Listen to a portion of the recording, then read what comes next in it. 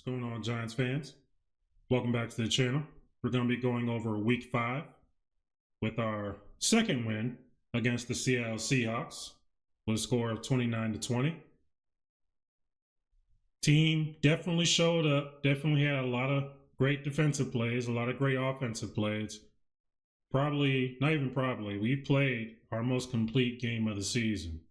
Hopefully it's a sign of good things to come. I'm not expecting we win out here, but if we can at least look competitive and have a chance to win in every single one of these games, much like we did in 2022, I'll be pretty happy, considering what we went through last year. So before we get into the game, I'd like to give my thoughts and prayers to all those who are in the pathway of this latest hurricane, Hurricane Milton. They believe the Tampa area especially is bad enough where they're recommending everyone evacuates. So hopefully you're able to do that, or in the process of doing that before it hits tomorrow, I believe. I'm recording this on Tuesday, so I believe it hits Wednesday. So yeah, hopefully you're able to get safe. And just, if you're listening, we appreciate your prayers and thoughts, because just getting over Hurricane Helene, I know some people, there's still people cleaning up debris even in my town, and now this hurricane comes. I live in northern Florida. It might not hit us as hard as it will hit the Tampa area, but you never know with these hurricanes. They're always turning in divergent paths. So we always prepare as if we're going to get hit too, as you should, because you don't want to play nature. But yeah, thoughts and prayers to everybody. And before the power goes out, I'd like to get this video out, so let's get started. So, New York Giants. Bravo. What a game. Full disclosure, I only watched the first half in its entirety. I go to church twice on Sundays. So if the game ends up in the 4 o'clock hour, then I always miss the second half. So I was only able to watch the second half through highlights. I would prefer to watch every play, just so I can get the full context, exactly what was going on, all the misses, flags, etc. The Giants absolutely dominated. And considering that we gifted the Seahawks 7 points, this game honestly should have been far more of a stomping than it shows. Like, add 7 points to what we have, so that would be 36, and take away 7 from the Seahawks, that would be 13. So imagine it was 36-13. It'll be a whole different thing. But I mean, we're not gonna go with what ifs. So speaking of that, watching this game and seeing Eric Gray absolutely, we're just calling these great screens, great run plays. Obviously, Dable took a look at what was going on against the Cowboys and decided, well, we got to find a way to get this run game going, so this is what we're going to do. They saw what the Seahawks were doing. They threw those screens, took advantage of the defense's aggressiveness, and Eric Gray was able to get those chunk yards in that first drive. Very, very, very great drive. And we kind of do this and that and this and that down the field, and we get to the goal line, and Eric Gray gets the ball, and he's ready to go in. But unfortunately, right before he comes down in the end zone, the ball comes out, goes right to a Seahawks player, and they return it all the way for 100+ yards. After seeing that, I'm getting PTSD from last year against the Seahawks, week 4. I'm getting PTSD again. Daniel Jones throwing picks to Devon Witherspoon, who runs us all the way back. Just getting PTSD. I'm sad. I'm depressed. I'm like, oh no, this is going to be another one of these games. And I'm telling you, if that happens and we lose the game and we don't even look competitive, who knows what's happened? Who knows what will happen at 1-4 after that embarrassment? But the players, this coaching staff, something is different this year than last year, for sure. Daniel Jones, 23 of 34. 257 yards, 2 touchdowns, no picks. Only sacked 3 times. And completed some long balls. A couple of really good throws to Darius Slayton. Oh, forgot to mention, we had no Devin Singletary or Malik Nabers in this game, so that was even more reason for my apprehension going in. If I'm being completely honest, I didn't think we'd win this game. I didn't think we'd get stomped, but I didn't think we'd win this game. I was not expecting the blowout. But they proved me wrong, and they did even better than that. So credit to him. And it starts with Daniel Jones. Another solid performance. Again, ever since week 1 going on, Daniel Jones has not been the reason that this team either lost or looked inept. Yeah, we did have some missed long throws, but every quarterback misses long throws. With him, it did seem like a problem because it was so consistent, but he's starting to hit him now. So maybe he's finally gotten the technique back. Maybe he trusts his knee now. And maybe we're finally getting back into that rhythm. Is Danny Dimes coming back? I'm talking about 2019 Danny Dimes. Is that one coming back? We'll see. But again, I will still stick with my point. I do think we need an upgrade. But if he continues to play like this, that upgrade may come later than sooner. And I'm cool with that. I don't want Daniel Jones to suck. I want him to lead us to victory every week. Because if the Giants win, I'm happy. And I don't care who's on the center. But we'll continue to see. But yes, very solid game from Daniel Jones.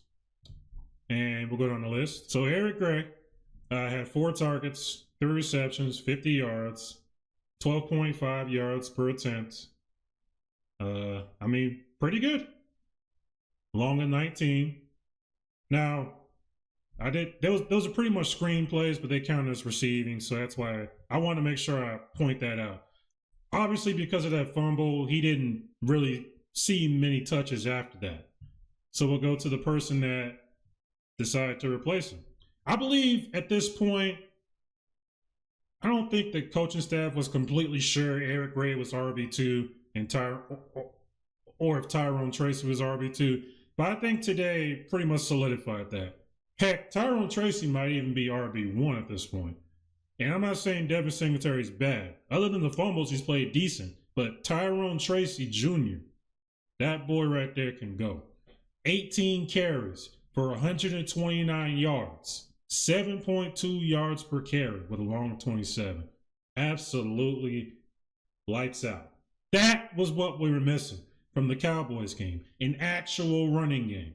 And it wasn't just schemes. Tyrone Tracy was actually going right between the tackles. And he mentioned that.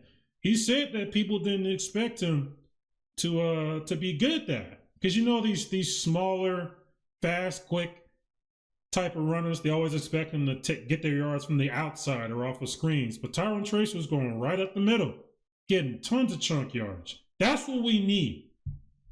Remember I said last game, I don't want my quarterback throwing more than 30 times if possible. Maybe that's a little extreme. Maybe we'll bump it up to 35 or even 40. I still stand by that. I don't think a quarterback should, if the offense is balanced, a quarterback shouldn't need to throw over 40 times unless you're going into overtime. And that's what happened. Daniel Jones only threw 34 times. And Tyrone Tracy did the rest. Absolutely insane. And of course, Jones had a few carries as well. 11 carries for 38 yards, along of 11. Nothing crazy, but you did see him on those QB keepers. And they were really just mixing it up. That's Daniel Jones' game. Perhaps they were waiting for him to completely feel comfortable in his rushing. Because you could tell early in the season when Daniel Jones was in the pocket, he just didn't look smooth. He looked really, it's really slight. But because of the speed of the NFL, just the slightest misstep or the slightest lack of acceleration will get you caught will be the difference between you and you caught or you getting past the defender. And Daniel Jones just didn't seem that smooth. He was still getting used to the knee. But you could see in this game, his moves were more deliberate. It was one cut, go, one cut, go. Get it, fake, go. No hesitation. That's what we want to see. That's Daniel Jones' game. Him and Saquon doing that were always giving defenses fits. The problem is back then, that's all we had. But now we got people on the outside. And let's get into them now. Darius Slayton. Old reliable Darius Slayton. Yes, he has issues dropping the ball, and he's done that, I think, at least in every game. Which I'm sure us Giants fans will never let him hear the end of it, and we'll never stop talking about it. There was a reason why he was our number one receiver for all those years. Part of it, yes, was a lack of talent, some injuries, and some bad calls by the, past GM. But another part of it was because this guy is a damn good football player. No matter what you want to say about him, he's a solid player in this league. Even if he's not with us next year, he'll be somewhere getting touches and getting targets. Because that's what he's been doing. 11 targets, 8 receptions, 122 yards. Good job, Darius Slayton. Theo Johnson, who's starting to get more and more involved in this offense, it seems. 5 targets, 5 receptions, 48 yards. Great job, sir, with a longer 22. If we can get Theo Johnson, y'all have to go back and look at the Evan Ingram highlights. We killed him because of those, think of the big drop against the Eagles at some point. I don't even remember if I watched that game, but he was killed around the fan base for his drops, inconsistencies. But look at his good plays. Evan Ingram, when he was involved, when he was on, Daniel Jones was hitting him. And you've seen what Daniel Jones did with Daniel Bellinger in 2022, who's basically a backup tight end. Good tight end, but he's a backup. And Daniel Jones made him look like a starter. When this offense has a good tight end that's there, healthy, and ready to go, and focused on football, and this is not a shot at Darren Waller. We all heard what was going on with him, mental issues, injuries catching up with him, a lot of stuff going on in his life. This isn't a shot on him, but it's the truth. Your mind has to be into football, and he was checked out before even Christmas. So it is what it is. We thought, and I knew Joe Shane knew, if we got the best of Darren Waller, we would have done so much better last year. But it is what it is. When we have a good tight end, Daniel Jones is even better. And I think we have something in Theo Johnson. If you can keep it up, young man, we're going to go places. Good job to you. So yeah, offense was clicking. Now let's talk about the defense. Defense came to play.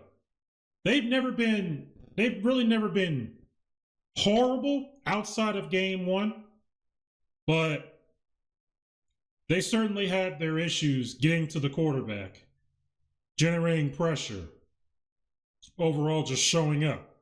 And I remember I got on the defensive ends, Brian Burns and Kayvon Thibodeau, a few games ago. And I made sure to apologize to them and congratulate them for the performance against the Cleveland Browns. So I have to do it again here against the Seahawks. Not just them, but the whole defense was very disruptive. Everybody played their part, and we managed to make Geno Smith's night very, very difficult. Deonte Banks, shout out to you. 3 pass breakups. I think I heard the team called him out, and he responded. Shut down DK Metcalf. Congratulations. Good job, Deonte Banks, and the rest of the secondary as well. Good job with that. Again, the stats aren't jumping off the screen. We're not seeing 13 sacks or 6 sacks between the ends, but the ends, even if they don't sack the quarterback, having that pressure close in the cornerback certainly makes their decisions tougher. And if you're not like Jaden Daniels, where you can roll out and basically give the oopty whoop to the end, you basically get trapped in there. Your decision making gets rushed and you get more uncomfortable. And then you pair that closing in with that force in the middle. And we all know who I'm talking about. Dexter Lawrence. Dexter Lawrence, sexy Dexy. 4 tackles, 2 solo, 3 sacks, 2 tackles for loss. Find me outside of Chris Jones. Find me outside of maybe homeboy with the Buccaneers. Dang, I forgot his name. His name blanked out, but you know what I'm talking about. The guy who basically stopped the tush push even when Jason Kelce was there. That nose tackle for the Buccaneers. Names on the tip of my tongue, but I can't remember. Outside of those two, and there's an argument, but I would say right now, find me a better nose tackle than Dexter Lawrence. Man's an absolute brick, you know what house. Just, this is what we need. This is the essence of Giants football. It's someone like that clogging up the middle. I mean, when a nose tackle's getting 3 sacks, come on. I saw some of those plays. If you have the gall to put only 1 lineman on Dexter Lawrence, good luck. He will out-leverage you, push you away when he's done with you, and go after who he's really going after, this quarterback. Harassed Geno Smith all day. And let's not forget special teams. We all know that play. I don't have to see the whole game to know what that was. Seahawks are driving the ball down the field. They're getting ready to kick a field goal to tie the game at 23-23 at the bottom of the 4th. And Isaiah Simmons, who didn't have a single snap on defense, and he was touted as being the money backer. He's going to be the money backer. You know, special 3rd down defensive player who can do all these things. Didn't have a single snap today. But you know what? He didn't pout. He didn't shy away from his duties. He gave it his all when he was called to do so. And on special teams, special players will make special plays. Isaiah Simmons, when the ball snapped. We all know that jumping over the center will get you a penalty. They've gotten rid of that some years back, I believe. So they decided we'll have a couple of defenders hold those linemen down, keep them down so that Isaiah Simmons can use his freakish athleticism to jump over the gap between the long snapper and whoever was next to him. Jump over that gap, which isn't a flag, and basically be right there to block the kick. Kick is blocked, and you notice we had 2 Giants players on both sides so that wherever the ball is bounced, someone will be able to catch the ball. Very great play design by our special teams coordinator, Michael Gobrio. Fantastic play design. Ball gets bounced to another one of our undrafted free agents that we got, I want to say, last year? Bryce Ford-Wheaton. And I noticed that on a lot of these special teams plays, he's around there every time. Bryce Ford-Wheaton, y'all need to look out for him. I think he's a very good special teams player. And he's certainly another reason why this special teams unit has been far better than we've seen in the last few years, along with the new coach. So I do want to give a shout out to the special teams unit because they do matter. And like I said, special players make special plays. So Isaiah Simmons blocks the ball. Bryce Ford-Wheaton gets it, runs it all the way back, and we go up 29-20, and that basically ends the game. Well, it didn't end the game, but it basically put the game almost out of reach. And then, of course, Dexter Lawrence ended the game with his sack. So altogether, offense, defense, special teams, all 3 units played their best game of the season. And I couldn't be more proud. Giants, great job. Now, next week, we're looking towards the Cincinnati Bengals, who I believe are, yes, the Cincinnati Bengals are now 1-4 after losing a very close game against the Baltimore Ravens. So they're going to be looking for a win. And I'm pretty sure most players in there believe they can destroy our team, just like every team in this league does. So, but I'm sure they won't take us lightly either. So hopefully I know we don't, but hopefully we don't take the Bengals lightly. I know they're 1-4, but they almost beat the Ravens, who are absolutely rolling right now. And they had to come back to do it. So Burrow is scary. If we can't outscore Burrow, we probably will lose. Our secondary is getting there. Isn't the best, but it's getting there. But Joe Burrow is that dude. I don't care what no one says. Joe Burrow is still one of the best quarterbacks in this league. So we have a big, big game coming up. I believe if we win this game, we are catapulting on the way to being back to 2022 form and possibly even better. So hopefully the Giants can get it done. And after that game, you know where I'll be. Barring what happens with the storm, hopefully we'll be online, back and ready to go for that game. And if we are, I'll be there to give you my opinion. Lord willing, we'll be back here and we'll talk about the Bengal game. Thank you for listening, and you have yourselves a great day. God bless.